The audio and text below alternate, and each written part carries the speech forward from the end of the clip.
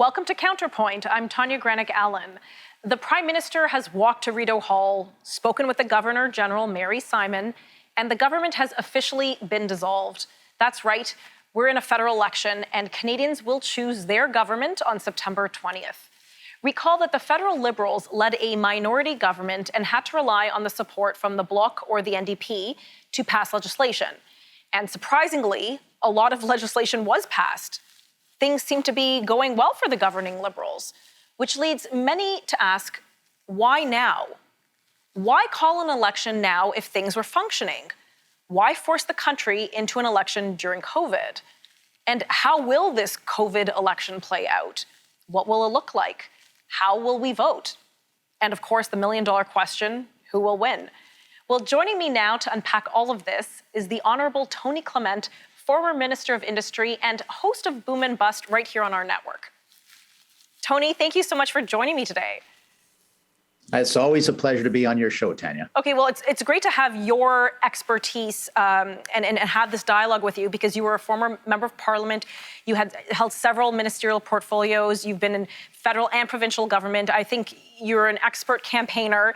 So I guess let's just delve right in. Before the election call, just to give our viewers an overview or the lay of the land, if you will, the Liberal Party held 155 seats. The Conservatives had 119. The NDP had 24. The Bloc Québécois had 32. The Green Party had 2. They had 3, but then someone crossed the floor. We'll talk about that later. And then there are 5, a whopping 5 independents. That's a lot of independents. So anyways, to summarize, you know, Trudeau had a pretty good minority, big chunk there. But why call the election now? A lot of people, a lot of Canadians are questioning it, a lot of those in the media as well. What's at stake for Trudeau?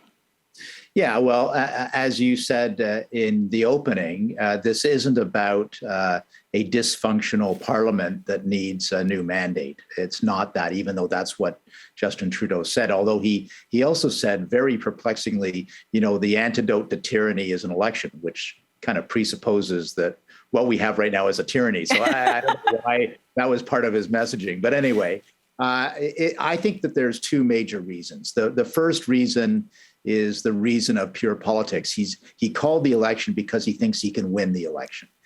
He's been convinced that this is his best shot at a majority government, which is how he wants to govern rather than relying on opposition party support, even though, as you said, Tanya, it was working pretty well. There was always one opposition party, if not more, that were willing to side with him on his progressive agenda. The second reason, which I think also into Trudeau's calculation, is that things were going to get worse. The economy is going to get worse. Right. The Delta, round 4 of COVID could get really worse.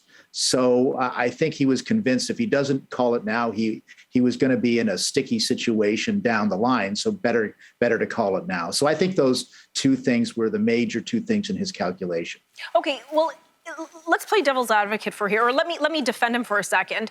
Look at other elections that we've had, provincial elections, albeit, but we have John Horgan, Premier of BC. He upgraded his minority to majority during the election during COVID just a few months ago.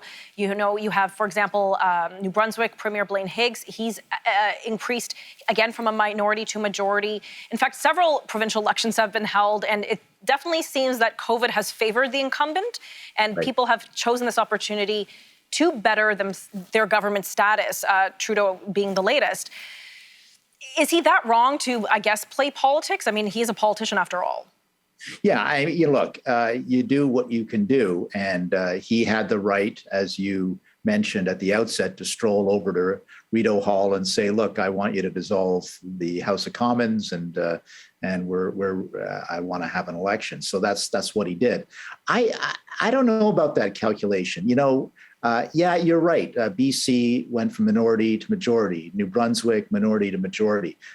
Nova Scotia, as we're taping this, we don't know the result there. Right. It may not work well for the Liberal government in Nova Scotia. I guess we'll wait and see. But those were the 2 first cases that we were talking about there. The first 2 cases were earlier on in the pandemic.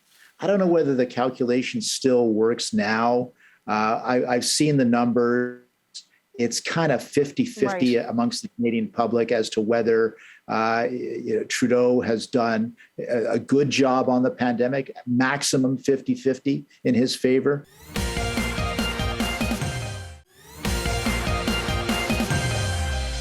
It's election time, and as such, we here at Counterpoint, we're trying to give you a bit of a primer on what to expect during this election. You will go to the polls September 20th, and helping us to unpack all of that is my colleague, host of Boom and Bust right here on our network, the former Minister of Industry and the Honourable Tony Clement. So, Tony, thanks again for joining me. Before we went to break, we're discussing whether it's in the cards that that COVID will favour the incumbent, or that Trudeau will get his opportunity to increase his minority to a majority. And, you never know. You said it was 50-50, you think?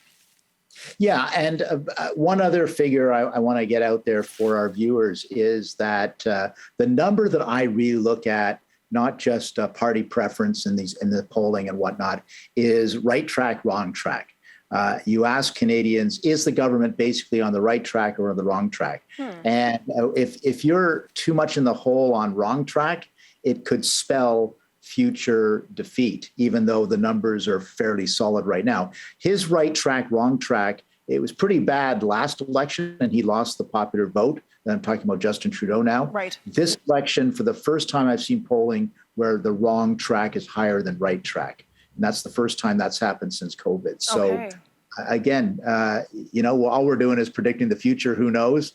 But it's not all in his favor, in the government's favor right now. That's for sure. Now, some have suggested that the reason it was a good time for Justin Trudeau, and again, during election purposes, we actually don't refer to him as Prime Minister because all party leaders are sort of equal now. We just refer to them by their first names, as leader, rather, instead of Prime Minister, leader of the Liberal Party. So that is Justin Trudeau. Some suggested that he had an opportunity to gain seats in Quebec, and Quebec is sort of the key to the future for a majority, be it Conservative or the Liberal Party. What role do you think Quebec will be playing in this election? I think it's going to be basically status quo in Quebec. I think he's actually figured out that the Bloc Québécois numbers are firming up. Last numbers I've seen for the Conservative Party of Canada were 20% in Quebec. So the Conservatives are not crashing. A lot of their vote is concentrated in the region around Quebec City. Right. But still, that's a solid number. I think when I was part of the government that was formed in 2006, Stephen Harper had 23% in Quebec, so not too far off that. Oh wow, okay. I think where he's looking is British Columbia and Ontario for additional numbers. I think he was starting to look at Alberta for a while, but again, I think that's slipped away from him now that the election's called. Okay, well, you mentioned Alberta. We've heard of this new Maverick Party. We know Wexit, like West Exit. Wexit is a thing. What role will the West be playing in this election? Yeah, it's going to be interesting. Again, this really depends on how Aaron O'Toole is doing. If he starts to falter big time, then I think you'll see a lot of votes melt away for Maverick Party or whatever. But currently, I think that the antipathy towards Justin Trudeau is so strong in the prairie provinces in particular, Alberta, Saskatchewan, and also Manitoba, that they're willing to vote Conservative in large enough numbers. In Alberta, I think the latest numbers for the Conservative Party are 53%. So even if they lose, 5 or 6% to Wexford or PPC, doesn't really matter. That when you're at 53%, you're going to win the riding. But will this spawn into this Wexit Maverick Party that has just spawned on the federal scene? Will this be the new reform movement? Because the reforms started small, but then they became, a big force. Yeah, and definitely a possibility. But of course, reform grew big because there was a sense that the Progressive Conservative Party at the time wasn't listening. So that's the thing that Aaron O'Toole's got to avoid. And I know there's been some controversy over his carbon pricing counter suggestion to Trudeau's carbon tax and so forth. So I guess we're going to have to wait and see. I think for the next 3 dozen days, I think he'll be okay, but it could be a long-term trend that would be worrisome for the Conservative Party as a big tent party, which is what it tries to be. And what about Maxime Bernier and Derek Sloan? Here you have, and we have 45 seconds, but Maxime Bernier, left the Conservative tent, started his new party, the People's Party of Canada. Derek Sloan is an independent, not sure what's going on. I think he said he was going to start a party. He hasn't. 30 seconds, polls are suggesting 5+ voters are voting for other. Where are they going? Yeah, Derek Sloan is too late to start his party for this election, so he'd be a factor next time. Maxime Bernier is going to get some support. I'm not sure it's enough to make a difference for him, though. Okay. Well, we're going to have to take a look at some more angles on this federal election so that you're equipped when you go to the polls on September 20th. So stick around, and we'll be right back after this break.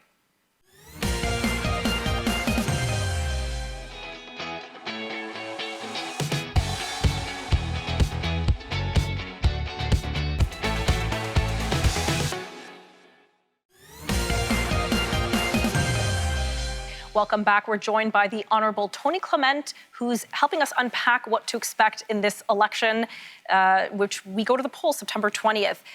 Tony, this is an election like none other. We're in the middle of COVID and all that it encompasses. What role will this play in the election? How will an election look if people are worried about potentially being locked down for a fourth time or concerned about the Delta variant and these emerging threats? Yeah, I think a couple of things. Usually when you call an election early, people are upset with you for 4 or 5 days and then they forget about it and they go on with the issues.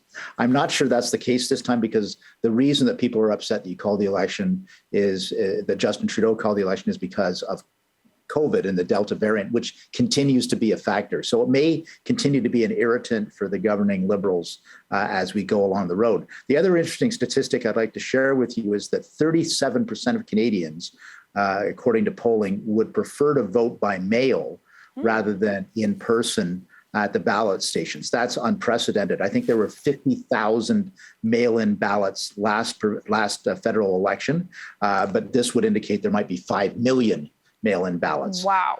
That changes a lot. And it's not like we've had months like we saw the mail-in ballots work in the federal election in America and the US. We're talking we have like 40 days to sort this all out. Oh, yeah. Yeah. So either those people don't vote because it's too difficult to vote by mail, or it could be that Elections Canada gets overwhelmed by 5 million ballots. I don't know which one may happen. So that changes things a little bit too, and changes the calculations of the party organizers who you are used to working for advance polling, a week before voting day, and then working on the GOTV, as it's called, the get out the vote. Yes. On voting day, that may be completely irrelevant if everything's about mail-in ballots. So it's going to be very interesting to watch. Well, now you're going to have probably 2 get out the votes. You'll have the get out the vote mail cutoff day, which may be actually helpful. It'll ease some of that craziness that happens on the actual voting day on September 20th. And I've done those roles before, and yeah, you really want to pull out your hair in that process, but it's really exciting. Okay, so when we're talking about the mail-in ballots, and I brought up, the American election, how they had mail-in ballots, and you can't avoid thinking of what happened down there and all the flaws, to put it gently, that happened. The number one question I have is, will we have a winner declared September 20th? Yeah, that's what I'm wondering. If there's 5 million ballots by mail to count on election night, very difficult to see how we could have, all of these ridings decided, especially if it's very close. There's also another factor, just to stir the pot a little bit more on your Tanya, which is overseas ballots. The Liberals changed the law to make it a lot easier for Canadians who have lived overseas for many, many years to vote in federal elections.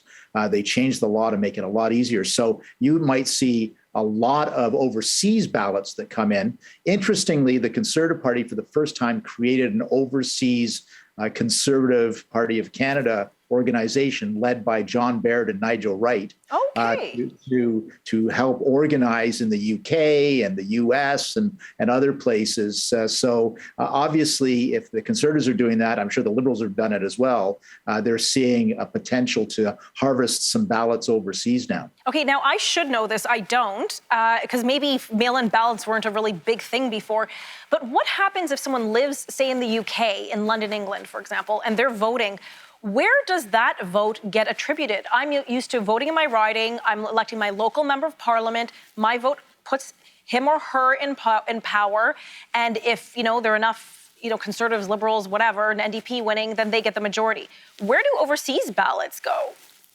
I think it's based on a quasi honor system where they ask you, well, where did you live last and where would you like your ballot to go? So there's an opportunity. I hope there's no opportunity for mischief in that.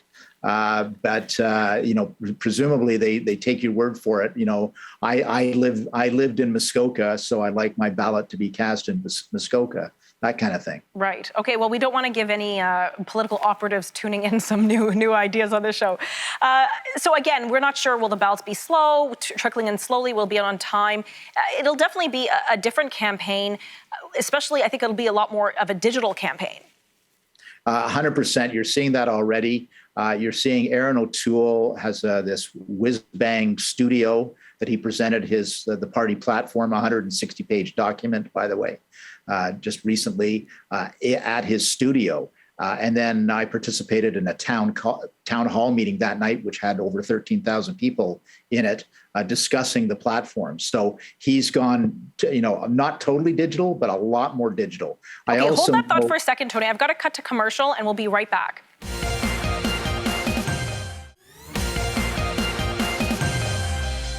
Welcome back. We're wrapping up our discussion on this election that is underway with the Honourable Tony Clement, who's host of Boom and Bust right here on our network.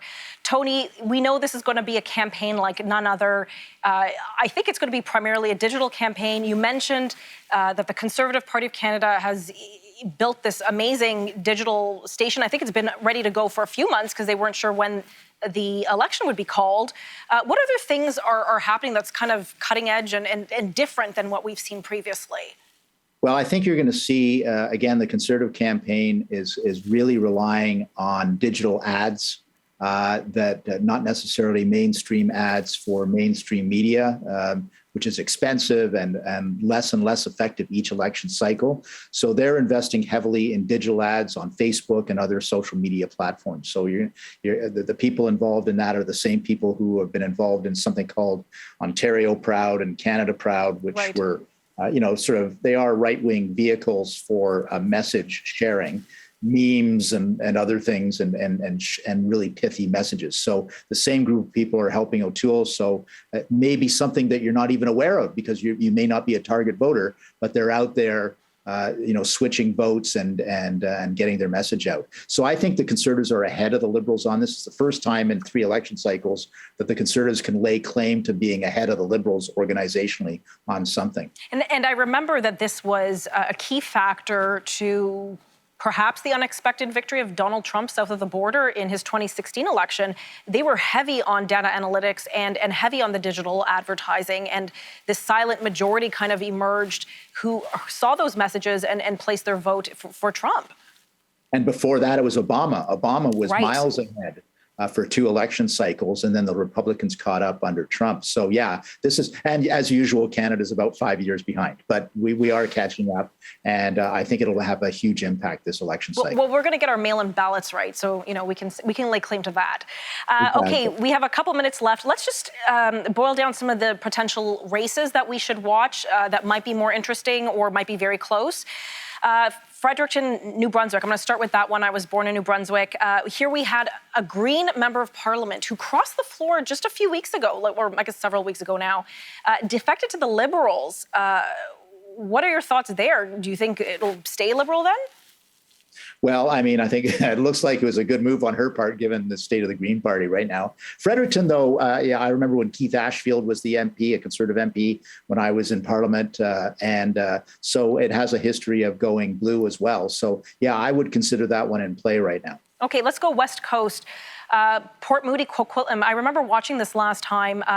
Conservative Party of Canada MP Nellie Shin, she won it only by 150 votes. That's a very narrow margin. It was the closest riding in British Columbia. Any predictions there? Well, here's a prediction. You're going to see Justin Trudeau spending a lot of time in BC. There's a lot of 3-way races in British Columbia right now. So the Liberals, again, are trying to hope to to take advantage of three-way races. So I bet you'll see him in that riding a lot. This is one thing I like about Canadian elections. We actually have three-way races. It's not one versus the other. There's more variety. I mean, I would love even more, but there we go. Vancouver Granville, Jody Wilson-Raybould has, I guess, retired from politics. She said she's not seeking her seat.